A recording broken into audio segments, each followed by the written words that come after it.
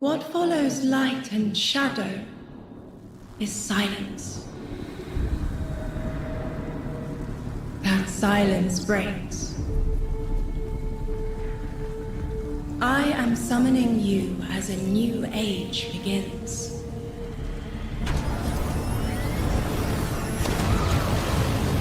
I see sapient life turn to each other. They remember how to look to the stars. They remember curiosity. They remember how to thrive. But they have forgotten.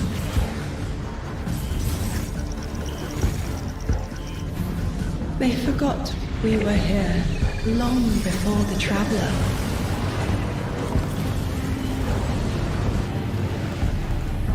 Forgot that they need us. But they are fated to remember. I will remind them. I'm sure you will. But not through me. Find someone else.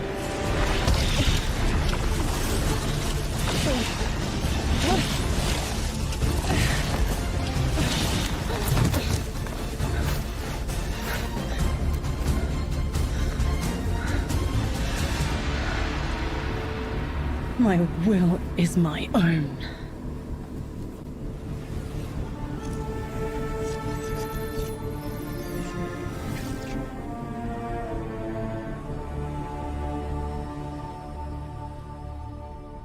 All right, everyone, hello and welcome here to Bungie HQ in beautiful Bellevue, Washington. We have got an amazing stream lined up for you to tell you a little bit about the Edge of Fate and the future of Destiny 2 as well. My name's Andy. I work on the social media team here, but no need to worry. As always, I am joined by some of my amazing colleagues here at Bungie to share some of the finer details of the stuff that we're going to be getting into today. So how about we go ahead and get into it so we can show you what we got. Starting first with this gentleman on my right and to your left is someone that you've probably seen if you've tuned into our streams before or Vidocs, the one and only Mr. Robbie Stevens, Assistant Game Director here at Bungie. How you doing? I'm doing great, Andy. It's always a pleasure to spend a day with you. Yeah, it's been a nice time, honestly, hasn't it? Yeah, well, always. To that end as well, for anyone that doesn't get to hang out as much as we do, can you tell everyone at home a little bit about yourself and what you do here? Yeah, sure. So I'm one of the creative and game directors for the game. So that means like I'm a vision holder and I work across the entire Destiny team with people like Allison and Dylan on the couch here to chart a new course for Destiny and a new future for the game. And just incredibly excited to be sharing with everyone today of what we've been up to. Yeah, can't wait. We've got a big show ahead, so thank you for being here. Yeah, of course. And of course, as we move, right on down the line, someone who, again, has also the good opportunity to join us on these streams as well, and is now firing some finger guns like a pro. Destiny's narrative director, the one and only Allison Lures. Allison, hello. How's it going? It's going so good. I'm here on a couch and I get to yell about Destiny with you. So Not it's a a bad good day. Yeah, honestly, I'll take that anytime I can. Well, Same. For anyone who also hasn't had a chance to yell on couches about Destiny with us or hasn't joined us in the past, do you mind telling us a little bit about yourself? Sure. So my name is Allison. I'm the narrative director for Destiny 2. And so that means it's the job of me and my team to make you laugh and make you cry and make you go, whoa, I totally forgot about this thing from 8 years ago. How did they remember? It's because we're good at our jobs. It's true. So there you yeah. go. As someone who gets to sit in on the writers' rooms, I can now doubly confirm that. So thank We you for love being having you here. there. So much Yeah. fun. No, seriously, thank you so much. And of course, as we move right on down the line, the gentleman there at the very end of the couch, someone who is a friend to all Guardian kind, who's known far and wide, a member of the Destiny Global Comms team here at Bungie, Mr. Dylan Gaffner. How's it going, Dylan? It's going well. How are you, Andy? I'm doing so well. Thank you so much for Got to make sure to ask every time. I appreciate it. I need all the help I can get. Well, to anyone out there who may not have accosted you on the wild world of social media or is just somehow meeting you for the first time, do you mind telling us about what you do here at Bungie? My name is Dylan Gaffner, formerly community team, where we would go out, collect your feedback, translate it to the dev team, and then bring their information back to you, kind of be that middleman. Now I'm on Global Comms, so I'm going to be in more of like a puzzle piece organization stage of what do we talk about, when do we talk about it, why do we talk about it, and then just making sure we get the information out to all players. Yeah, well, we all appreciate it. Thank you for always being the voice of the player inside our hallowed halls. We appreciate it. Thank you. All right, well, now that we've kind of got the intros out of the way, let's talk about our new saga.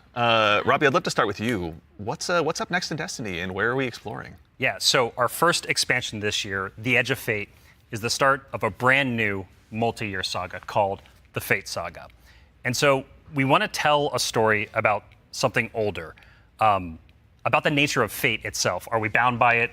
Can we fight it? Because before the Traveler ever arrived in our solar system, there was already space magic here, Andy. Yeah. Yeah. And so ultimately, this is a story that we're going to explore one of Destiny's biggest mysteries and the foundations of the universe itself.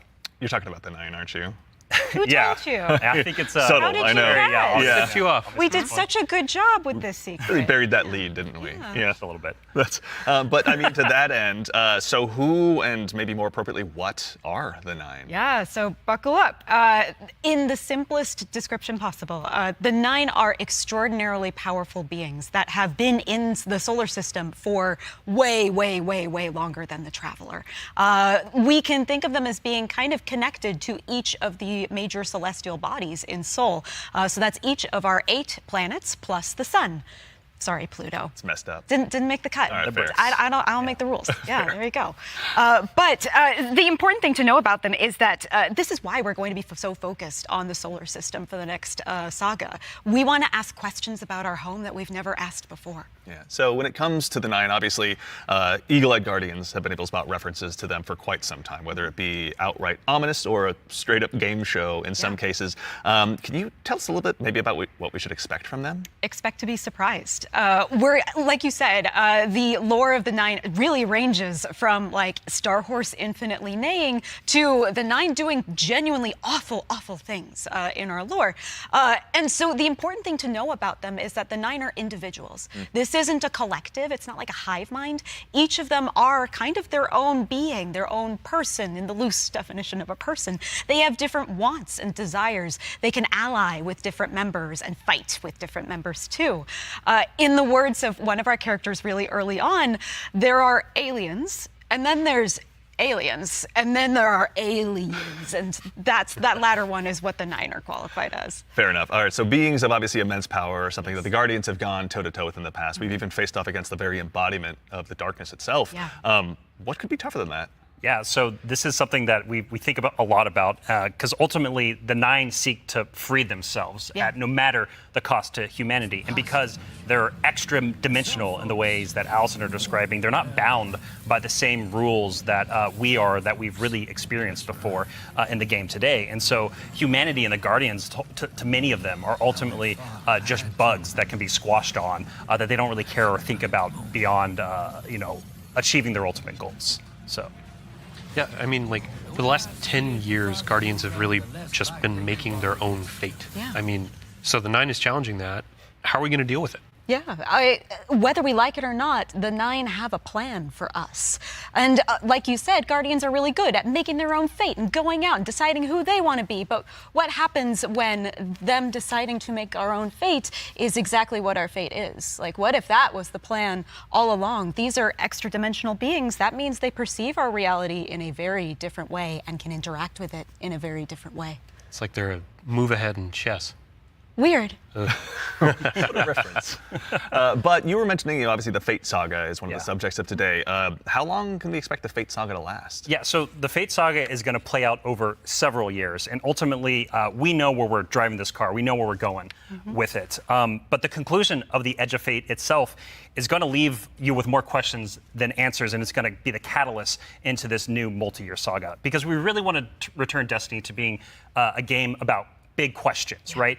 And so the way we think about this is about pouring jet fuel into the speculation engine of the game. So we're going to be revealing a lot of ideas, a lot of concepts, and many of them we're not going to be answering immediately because we're going to be telling the story over multiple expansions, and we're going to be giving you those expansion beats more times than we have before in the past. And so the Year of Prophecy kicks off with the Fate Saga, and with it, humanity is now set on a collision course with this celestial pantheon of the system that has been here for a very, very long time. And so the Edge of Fate launches on July 15th. And then the second expansion of our Year of Prophecy is Renegade, which comes this winter. And then later in 2026, we've got Shattered Cycle and The Alchemist. It's a lot of stuff. Yeah. A lot of exciting beats. And so, again, the Edge of Fate is just the beginning of this long journey of this awesome vehicle we're all jumping into and driving together, and it's going to take us to some new places. That's exciting. So with regards to the Edge of Fate right here in front of us, you were also nice enough to bring the class something today. You've got some gameplay with you, Oh, right? yeah, we got some clips. Oh, yeah. Yeah, we should show those off. It's a doozy. Let's check it Like out. the present. Let's check it out.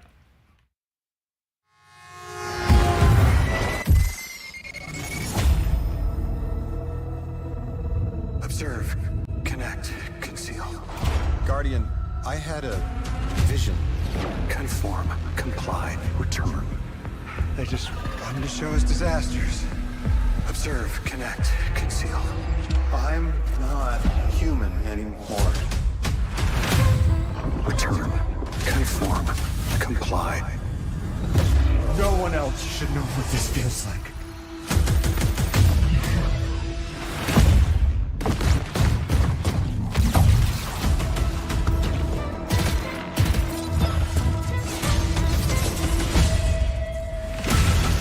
Enough.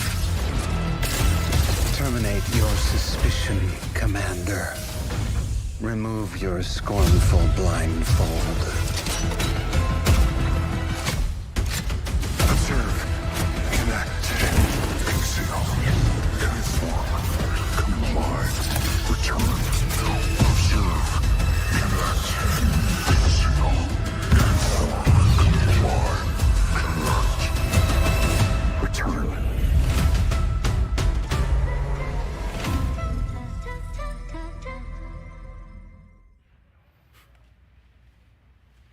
All right, that gives us an awful lot to go ahead and continue to dive into. And here to help us go ahead and explore a little bit more of it, everyone, you probably noticed we've been joined by someone new here on the couch. We are privileged to be joined by someone who's the originator of perhaps my favorite all-time Destiny emote, the one and only Dave Samuel, art director here at Bungie. Dave, how's it going, man? It's going great. Thanks for having me. Absolutely. For anyone who maybe for some reason somehow doesn't have that emote in their collection or hasn't seen you in a past Vidoc, do you mind telling us a little bit about what you do here at Bungie? Yeah, I'm art director on Edge of Fate. I work with the art team to visualize the narrative and design and kind of bring it all together. It's a lot to bring together. Thank you very much for being here today. Yeah. So with the Edge of Fate, it's obviously the first expansion in the Fate saga. Allison, I'd love to start with you, actually. What can you tell us about the Edge of Fate? The Edge of Fate begins with an invitation, and we are invited along with a very specific group of people to a location, to a moment in time for a very specific reason. Very specific purpose. Very specific reason and purpose, yes. And the place that we're going to is called Kepler. And so you may be saying, now Allison, hold on, hold your horses You read 1 my mind. second, Yeah. because the Kepler I know is the one that's way outside of our galaxy. What do you mean we're going to Kepler? And I say, like, dear friend, didn't you know if you look inside in Destiny's universe, the Oort cloud at the edge of the solar system, you'll find a little planetoid that also happens to be named Kepler here in the world of Destiny. And that's where we're going, to Kepler. Super exciting. This is kind of a, Robbie, we were talking kind of before the show, this is like like a first taste of something new, right? Yeah, so what you're seeing here is us just trying something new. We're expanding the universe of Destiny, creating new mysteries to uncover. This whole destination is about exploring a labyrinthian world that took inspirations from things like Dreaming City, exotic missions, dungeons, and it's wrapping it all through a Metroidvania expired experience. And so at the heart of all of this, at the heart of the Edge of Fate, is a player-driven exploration and discovery of an exotic world with brand new abilities. So actually to even just maybe dig a little bit deeper, like how is the Edge of Fate going to be different from past expansions that we've made for Destiny? Yeah, so at the global scale, when we're thinking about expansions in the Year of Prophecy and the formula of Destiny expansions going forward, first off, we're doing 2 expansions a year instead of just 1. And think of each of these expansions as a little bigger than something like a Rise of Iron from D1. And so both of these expansions combined are going to be even more expansion content than we've done in the past. And by delivering 2 of these a year, we're upping the pace of major world and story events that really matter to players and are going to be pushing the Fate saga forward. And so we're trying radical new things with each of these expansions. And so alongside this new destination of Kepler, this exotic world that players will explore with... Too, before we started this, you and Robbie were talking about how Lodi is like a notice me character. Oh, yeah. Robbie wanted a senpai. I did. Yeah, I wanted someone that I just wanted to spend a bunch of time with on this new adventure we're going on. Yeah, a friend that we can look up to. Yeah. Right, yeah. Notice me. Notice me, Lodi. Yeah, of course, He it will. writes He itself, or rather Allison does. So with regards to the characters as well, so is it a whole new cast of characters in the Edge of Fate? No, we're going to see some new faces like Lodi and other characters, but we're also going to see some familiar ones too. Ikora is here. The stakes are high enough that she's here investigating what's going on. And as it turns out, in one of our major mysteries, she's kind of at the center of it. She was invited here, as was Lodi, same as we were. All of it's kind of tied together. Very exciting. So the way, oh, if I can, please, like yeah. the way we think about this is about all these characters, their fates are intertwined in some Yes. way. There's these puppet masters that have been pulling the strings for a very, very long time in order for everyone to get here at this moment. And so as a guardian and these characters involved, they're going to have to decide if they're fight your fate. Like that's what we think about. For these individuals, that's what they're going to have to go through and determine about how they can stand up to this new conflict that is surrounded by the Nine, because they are fated to be here. And what does that mean for them, and what does that mean for their future and the future of Soul itself? So with regard to these new characters and this world we find ourselves in, was there anything about that setting, or in particular, that really influenced the creation, rather, of this world that we're going to be inhabiting? Yeah, I'll give you a list of fun facts. First off, if you've been paying attention to Destiny over the last week or so, you already know that there's been people on Kepler for a long time. That's an old-ass computer that you were putting those numbers into. We also know that the Vex are here. They're studying the Nine, because it turns out the Nine can do something that the Vex can't. As Dave mentioned, the House of Exile are also here. They've become fixated on a being that they call the Giver. And kind of most importantly, the dimensionality on Kepler is really thin. So the 3 dimensions that we can know and see and touch are very close to the realm that the Nine live in. And that means some things from Earth's past have been yanked into Kepler's present. Exciting. Nice. Yeah, I mean, so we've been talking about invitations throughout this, and we need to call out an invitation that's actually going to be waiting in the game after this is over. Ride of the Nine begins today. Yeah. So I believe we have a trailer to show. Yeah, you were nice enough to bring a trailer along. I'll go ahead and give it a look really quickly. Yeah, let's do it. Yeah.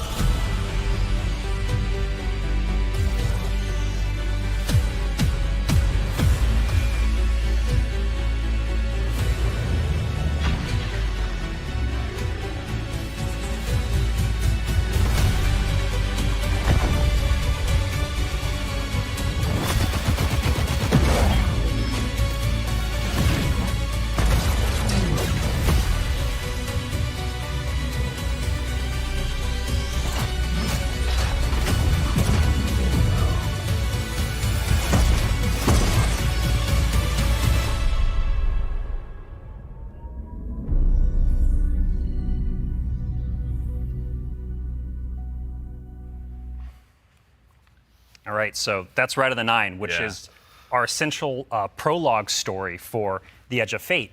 And these 3 dungeons that are featured in this event are free for all players starting today. And so what's really important about this is that these dungeons are both for veteran dungeon crawlers, hardcore raiders, people who've been in these places a lot, but also new guardians who have never stepped into a dungeon before, right? What was really important for us when we were developing Ride of the Nine was that we are changing the formula on how we can think about how we can welcome even more people into these experiences. And so you're going to be able to go in solo, buffed up, and explore a dungeon by yourself, or go in match made with other fire team members shoulder to shoulder for the very first time. But don't worry, because we also have that higher level challenge for our veteran, our hardcore dungeon crawlers, where you're going to be able to earn the best possible loot, exclusive rewards, and also an exclusive title as part of Rights of the Nine. What's also really important about this event for being a prologue for the Edge of Fate is that it really reintroduces the emissary into the game, and you're going to learn why her job is pretty crappy and why she quits at the top of the Edge of Fate, like we saw at the beginning of this show. And so, Andy, we've been talking a bunch about how our Destiny expansions are changing the formula for Destiny going forward. So now I think it's time for us to start talking about how the core hobby of Destiny is changing going forward, the day-to-day of playing Destiny, week over week experience. And we've got someone else on the couch here to help us talk about that. We have an expert in that very subject now who's gone ahead and joined us on the couch. We are now joined by the one and only Mr. Ben Womack, creative director here on Destiny. Ben, how's it going, man? Hey, I'm doing great. I'm really excited to be here. There's a lot to talk about. Yeah, seriously. There is a lot. Yeah, it's going to be a very good conversation we have coming up. Yes. But before we get into that, can you tell us just a little bit about what you do here? Yeah. So I'm the Destiny 2 creative director for the core game, or the core hobby, as we call it. Yeah. And it has to do with all parts of the game, everything from Edge of Fate, through our seasons, through the fundamental systems. And in particular, like Rob was saying, I've been focusing on thinking about the kind of building blocks of Destiny 2 and getting those like not only stood up but also transformed and iterated on in some really exciting new places. Nice. Well, let's go ahead and just start at the top. Can you tell us a little bit about what like the core formula of Destiny is changing and why? Yes. So I think I need to start with the why first, because it's important to think about what is Destiny, what is great about Destiny. And Destiny is best when you have like awesome chases that you're excited about, you have really cool, powerful builds to make, and there's a mountain to climb that's right in front of you that you want to climb. You're like, I want that mountain, it looks pretty cool. And the thing that is not always true right now in Destiny is like it doesn't feel streamlined as it could. Players don't have as much agency. You know, we want to be player driven, we want to be more rewarding than we are. Because right now there are barriers to playing Destiny like in the best way. And those barriers are insurmountable sometimes. So think about that whole picture of, okay, what is the Destiny that we really want, that has been in the past, that we also want to get back to, and where we want to go for the future. That's where all the changes you're going to see have started, like at their inception point. So it's a big piece of the pie. Massive updates coming across so many systems of the game, and this is like that. We're just getting in, digging into the surface. Yeah. I mean, to that same end, then, how are we making it easier? Pardon me, to go ahead and just get straight into the fun. Oh no, let's do it, because that's exactly what we want to do. Yeah. And the first thing you're going to see when you log into Destiny with Edge of Fate, you're going to log in your character and see your ship in orbit. It's going to say, it's not going to say open direct, open portal. And the portal is our new front page of the game. We're trying to like get you to the fun as fast as possible and as few clicks as we can. Like we even have Edge of Fate there in the corner so that it's like right immediately there. No fumbling around with the map to get to it really. Yeah. And we're also taking other big parts of the game, the ritual game and for seasons, and putting them into these ops categories. So the idea is that we're having these different ops for different moods. We're having solo ops. We have a bunch of fire team ops. We have pinnacle ops, and of course we have crucible ops. Still super important for the game. Yeah. I mean, to start up at the top, can you tell us a little bit more about what solo ops is? Yeah. So solo ops is exactly what it says on the tin. It is a bunch of activities that are made for solo players. And the conception point of that was we want to make activities for players who have a smaller amount of time that they want to play in, and they don't necessarily want to have dependencies on other players, but they still want to get in there and play for 10 to 15 minutes and get some real progress. Yeah, get some loot. Yeah, get some loot. Yeah. Get some loot and get your character forward and feel like, I played some Destiny and that was great. And even if you don't feel like playing with other people, that's fine, because we have an activity type that is designed for one player.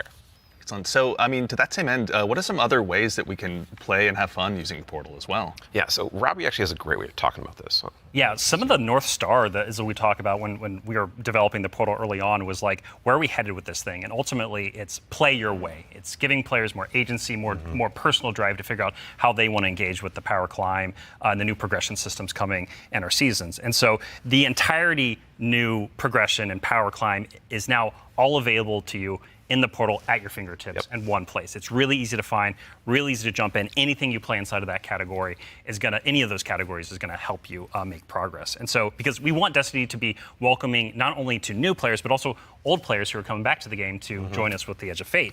And we also want this to be like a new even playing field for everyone.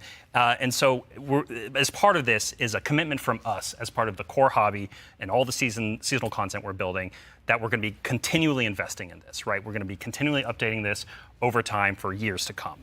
And so, you're asking me directly, like, what else is there to do? Yeah. Ben mentioned solo ops. We also have the fire team ops and pinnacle ops. Both of these are more around playing with other fire team members, shoulder to shoulder, where fire team ops are more quicker sessions. There are some longer form things in it too, but then pinnacle ops are more about those really long form or more challenging kind of focused activities like exotic missions, for instance. And so, and then the one thing we haven't talked about yet very deeply, but is incredibly important, and it's something that I think we've done for the first time ever, or maybe since early D1. It's kind of a return to form. Yeah. You're going to be able to experience the entirety of the power climb within Crucible Ops by playing PvP, right? So this means if you want to be sweaty, Andy, which I know you, Dylan, too. I know you're that way, right? I know both of y'all. If you want to put the sweatbands on, you're going to be able to play the entire experience in the season here and earn some of the highest tier loot that's also available in the game. So, I have to say, this is super exciting, because my player type or other folks out in the community, they want to go in, they want to jam on PvP, but then their friends invite them to do a dungeon or a higher tier activity, and they're like, oh wait, I need to grind a long time to get up to power. Now through PvP, they can get up to power, and you can just bring them into that PvE experience and have a fun time with each other. Yeah. So. That's honestly how I primarily played D1, so I'm really looking forward to that. So it sounds like the core, obviously, of what you guys are talking about, play the way you want to play. It's at the center of all of it. What if I really want to challenge myself, push myself? Oh yeah. A little bit more? That's important to us. Yeah. So, Depth. Depth's important to us. Well, death, but also success. Yes, and that's true. from it, That's right? true. Yeah. Yeah, and so we really want to give agency. That's one of the things. Player agency, player driven towards loot and challenge. And so we have a really hugely expanded activity customization system.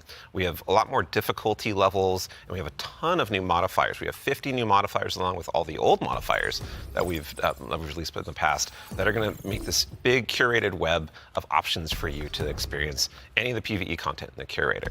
And so, like, we have Banes, not just old Banes that we have, but new Banes as well. We also have boons to help you like get advantages in your activities and for your build. We have challenges and trade-offs. And the fun part is you're going to get these different combinations that are available, and you're going to then make a mix that's actually going to change the way you play and be pretty interesting, and sometimes be the way you prefer you play. Like, there's a new boon called Grappler that I personally love. It's kind of my preferred way to play, where they give you 3 grapple grenades replacing your current grenade. You can't do the melee, but they recharge super fast. So any build you want, you could now Spider-Man around any map. It's actually super fun. It's so fun. Yeah, and I mean, like, what's at the heart of what Ben is talking about is what we kind of call the virtuous cycle, right? Where you're going to be crafting your build, tinkering with the activity, looking at like how you can earn a higher tier of reward by taking on higher challenge. And as you earn better loot, you're looking towards that next mountain to climb just ahead of you all the time. And so this is really about how far you want to push yourself upwards within the portal itself. But also, we also are thinking about the people, and that's the depth, right? That's the depth of the challenge that we're talking about. That's also, but we're also thinking about the people who don't have as much time to play with like solo ops, and also if you're scared of modifiers or you're scared of customizing these activities. Or you just don't feel like doing it. Yeah, that's a great way to describe it. Thank you. We have a bunch of quick play options, right, Ben? Yeah, quick play options, and we actually have matchmaking and Fireteam ops. And we have Fireteam Finder, and so you're able to like really choose kind of what you're in the mood for. Oh yeah, we technically have matchmaking across every activity that exists. Except for solo ops, because that's solo. Right. But yes, otherwise, but in the fire teams or pinnacle ops, it's everything. Yeah, you'll have options to play by yourself or with other people. Oh, actually, a really fun part is you can play a strike by yourself as hard as you want it to now, which is really fun. Yeah. Well, you're talking about like all the different boons and combinations. I think at one point you were saying around 50 or something like that. Those 50 new ones. 50 new ones. Yeah. So it's like you can take those into solo ops. Like we're talking about this being kind of leisurely, bite-sized activity, but if you want to take it and say, I don't want Weenie Hut Jr., I want like esoteric level solo hardest thing in the world, like you can kind of customize and do that. You can just do it from the very start if you really want to. Yeah. And depends on how deep you want to go. Yeah. Really. Yeah. And the point is that you're going to like stretch that far, and we want the reward to feel like worthwhile. Yeah. Yeah, you want to feel like as you're pushing yourself, you are rewarded for it. That is something that's really important to the vision here for the portal. Yeah. Rewards, huh? Rewards. There are a lot of rewards, aren't there? It's funny you mentioned it. Yeah, we've got Banes, boons, modifiers, but let's talk about gear for a little bit here. Yeah. What's changing about loot, and why should Guardians care? Yeah, so like talking about chases and mountains and builds, like gear's at the center of all of that. And we actually have 2 giant gear changes I'm going to like put in 2 little buckets for us to talk about. The first one is Armor 3.0, and the next one is gear tiers. And so like talking about Armor 3.0 first, we are probably making the biggest change ever since Shadowkeep. It's huge. The system. It's enormous. It's a huge change. Yeah, so like we're adding set bonuses, which is a long requested feature for all the new armor that you're going to be able to get at Edge of Fate launch, and we're redoing all the stats on armor where they can now like exceed 100. Go beyond 100. Go beyond 100 for extra bonuses. Yep. We're going to every single piece of new legendary armor that drops is going to have all the energy filled in, so you can build crafting right away, and it's going to essentially like. There's more features actually that I could talk about, but I don't think I'm allowed to yet. Fair. Well, something that we can talk about too, you mentioned gear tiers as well. Yeah. Let's talk about that a little bit. Yeah, so gear tiers are very exciting because every single legendary weapon and armor that you can get is going to have 5 gear tiers, starting from 1 going up to 5. And like we have a 5 gear tier 5 piece of legs armor on the screen right now. And you can see that like this is like looks really cool with iconography, but it also has a ton more stats. And oh look, what's that? Yeah, what's going on with the energy there? Yeah, the energy. Ben? Yeah, that energy says 11, and it's true. Yep. It's not a typo. Like energy is going to 11 for higher tier armor. And so if you want that for your build crafting opportunities, it does like give you some new options you never had before. You're going to have to challenge yourself to get more higher tier armor and keep on going to get yet more higher tier armor to get those options. Yeah, and this is also not something that's just relegated to armor, right? When it comes to weapons, they're obviously getting their own refresh as well. Yes, I mean, what's Destiny without chasing some? You read my mind. Yeah, like weapons seriously. are part of the player identity. You know, some people like have a gun that they love. You got fashion, and then you have gunplay. That's right? true, though we do have fashion for your guns a bit now. Hey. well, so because once you reach tier 5 for your legendary drops, you're going to be getting tier 5 weapons, and those have unique shader treatment. It's like essentially a completely different look that's going to immediately identify it to you and others that this is the highest tier gear of this drop that you can get. It's going to show on the weapon, it's going to show on the icon, it's even going to show when you kill enemies with that weapon, because there's unique kill effects for tier 5 weapons that you can turn on or off if you don't want it, but your gameplay will like show that, no, yeah, the weapon that is being used is like the highest tier you can get. Yeah, Giver's Blessing, which I think we have on screen right now. This is one of the Kepler auto rifles, and I cannot put this thing down. Oh, it's so good. Yeah, when we're playing through the Edge of Fate right now, and it's what's really exciting about it for me is that like when you see that tier 5 drop, like you know immediately that's better than like a tier 3 or tier 4 weapon that you have, right? And I think that's when we talk about making Destiny easier to just jump in, find the fun, make it accessible, but also create more depth. Yeah. You know, this is what we're thinking about. It's like how can we just make immediate, like you understand, like okay, this is probably better than the thing I have right now, depending on what gear tier it is. Yeah. I mean, that's a good example of how much time and effort is being put into these game systems to make them more like approachable. Change can be scary. There's a lot of change that's about to come to the game. We're Armor 3.0, we have so many new boons, we have a bunch of new stuff. And after 10 years of Destiny, this is going to flip some stuff on its head. So, I mean, we're going to have a bunch of blog content. We're going to have interviews with Robbie, with Ben, with more folks across the team that have been working on this. And then we'll also be elevating our creator community when they're creating guides, all that kind of stuff. It's going to be a fun time. But ultimately, a big shout out and thank you to all the folks that have been coming into our studio, giving feedback early on some of these systems so they can be more approachable. And we're looking forward to all the feedback that's going to be coming after launch too. Like this is again one of our first steps into something, and then the community and we are going to build something amazing. Yeah, and I can't stress enough how much feedback we've gotten from the community summits we've been running over the last year for the Edge of Fate, and just people reaching out to the community teams and others to us. Like your feedback is invaluable. So like seriously, like thank you so much.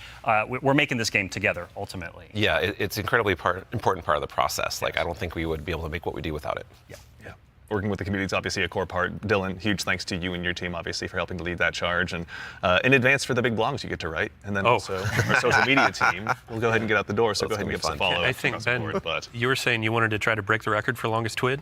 I'm more predicting we are. Yeah. So it's not about try, it's the state of things. It's going to be a multi-month journey as we head towards launch. So. Yeah, be a good time.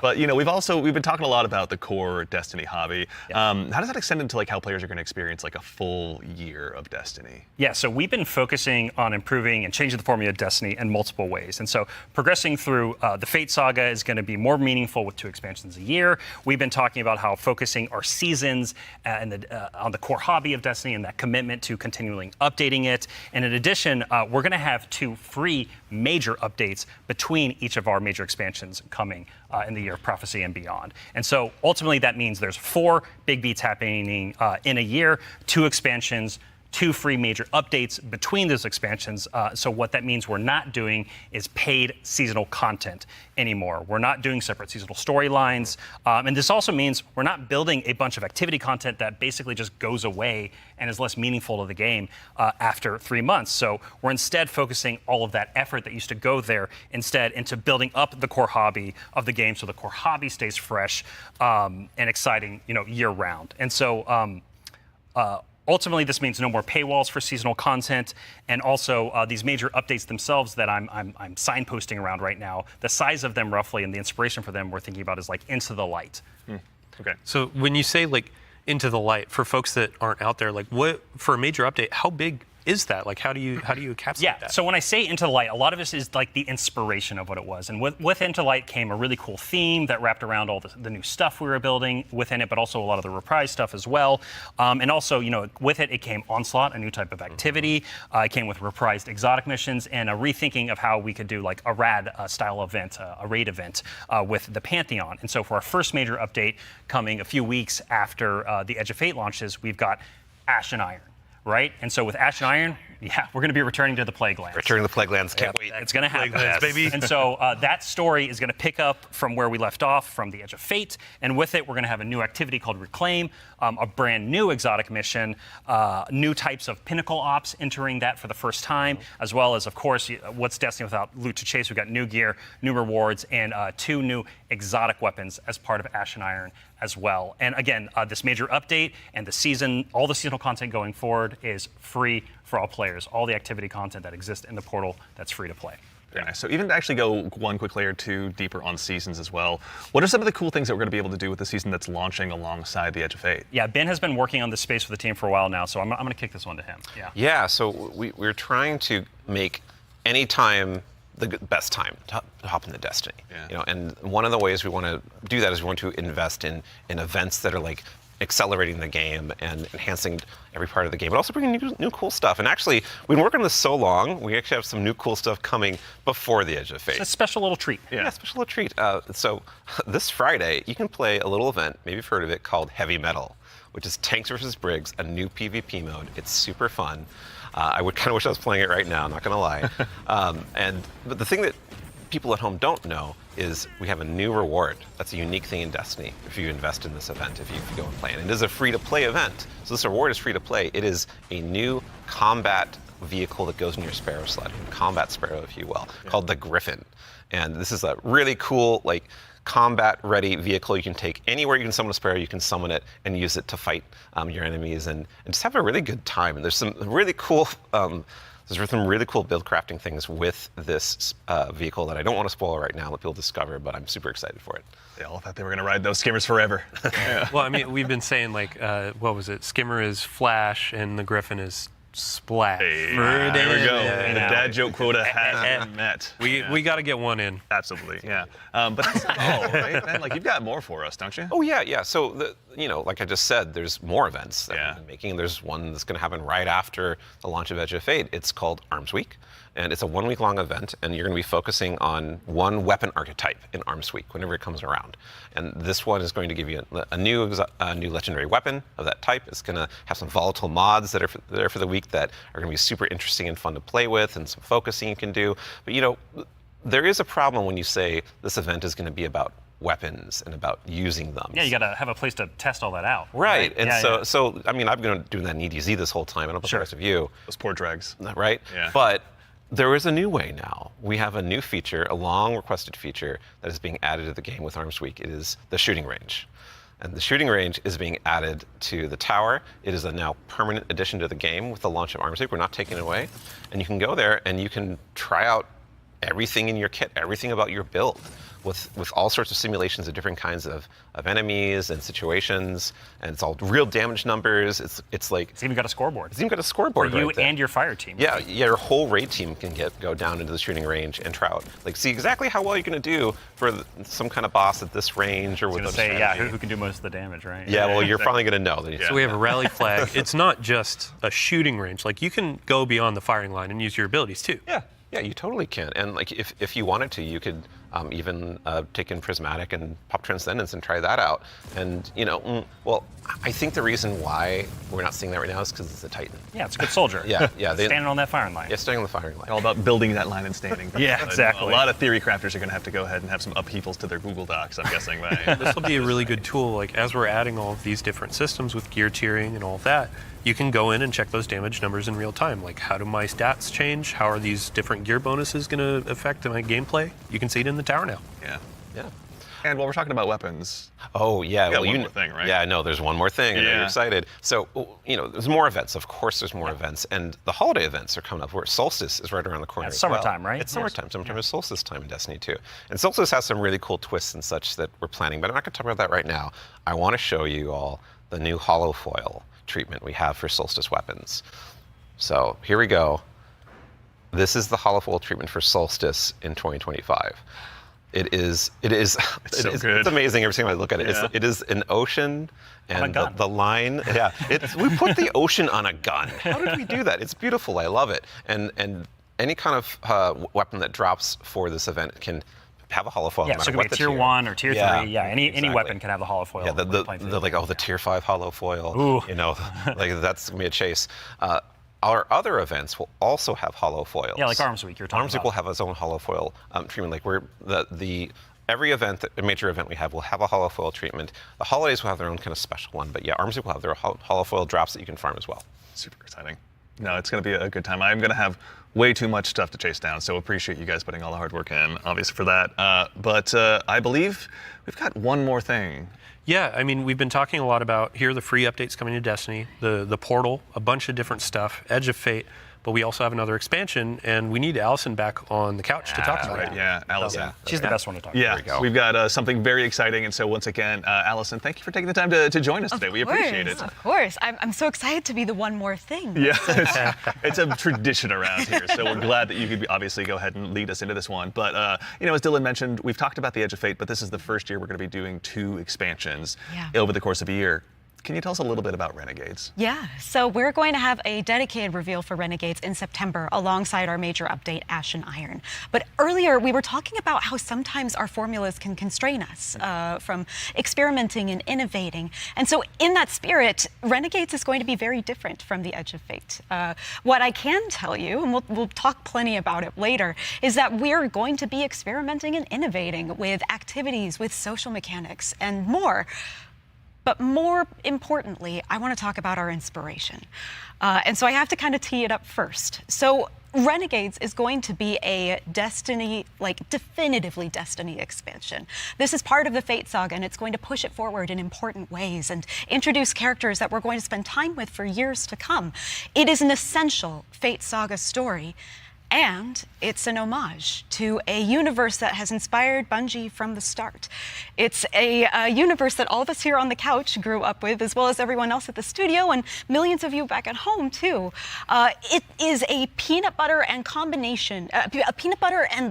combination inside of what we're making that could only be possible in the kind of world that we build here. And so I am absolutely thrilled to be able to give our first sneak peek at Destiny 2 Renegades.